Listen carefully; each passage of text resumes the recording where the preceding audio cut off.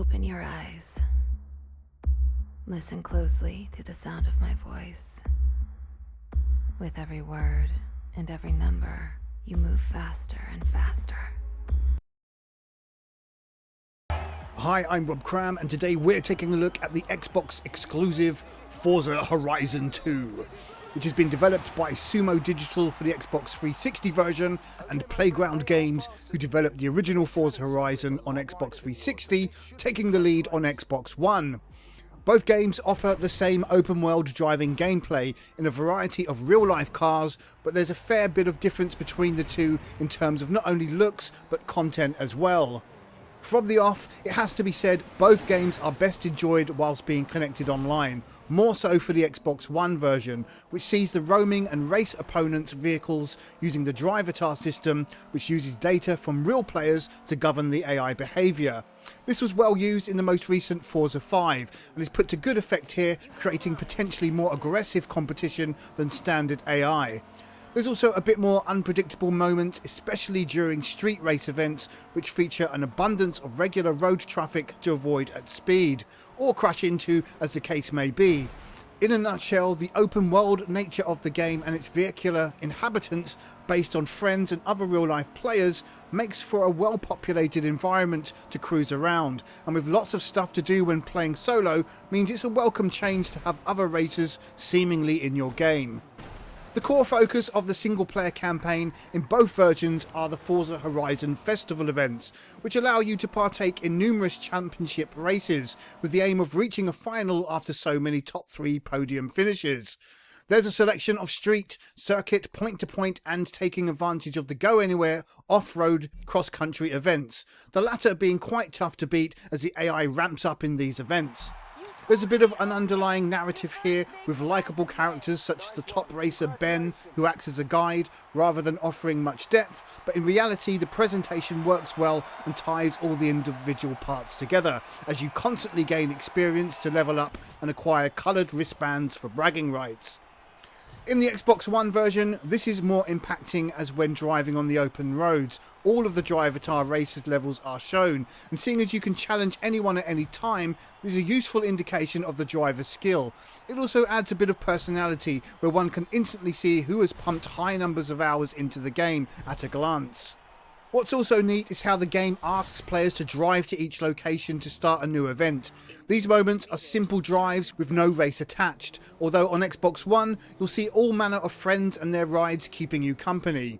The road trips add a sense of camaraderie and belonging to the world, which is excellently realised when playing against AI. Whilst cruising the open roads, players can show off their driving skills by performing stunts such as drifting, near misses with oncoming traffic and general fancy driving. A multiplier is added here, and if chains of moves are connected, the score tally grows. It becomes a personal challenge to try and beat one's own score here, and something you could do at any time, although these are more effective in some of the race events due to the extra bonuses on offer, such as drafting, clean racing and overtaking. Gaining skill points can then be spent on perks, which add additional bonuses and extras worth obtaining. Outside of the Horizon Festival event, which can simply continue for a seeming eternity once the main final is completed, players can then choose where to go and what event classes to partake in. There's masses on offer here, which will take ages to complete them all. If players tire of this structure, then there are numerous special bucket event challenges littered around the European themed map, abandoned vehicles to hunt down, boards to smash, photographs to take, and special showcase events which have you going up against trains and aircraft, even hot air balloons for a bit of fun. As mentioned, merely cruising the roads allows players to challenge any of the AI to a one-on-one duel. For further depth, players can race against rivals, which consists of friends and those of similar rank in one-on-one races. If players have created or joined an online car club, then other members become available for challenge as well. There's always something to do, and that's before heading online to join a car meet for a bit of free roaming or racing action. The Xbox 360 version seems to cut back on a number of these elements, which is a shame, but more power to the Xbox One version for delivering the full interactive package. In terms of looks, both games offer some excellent recreations of real-world cars, with a wide assortment on offer ranging from off-road jeeps to top-end supercars. There's plenty on offer here, catering to all tastes, and with things like simulated damage being an option, means players can drive as rough or as carefully as they choose. There's also the familiar customization options for tuning vehicles to perfection, or spending hours painting unique designs with the same tools we've seen in previous Forza games.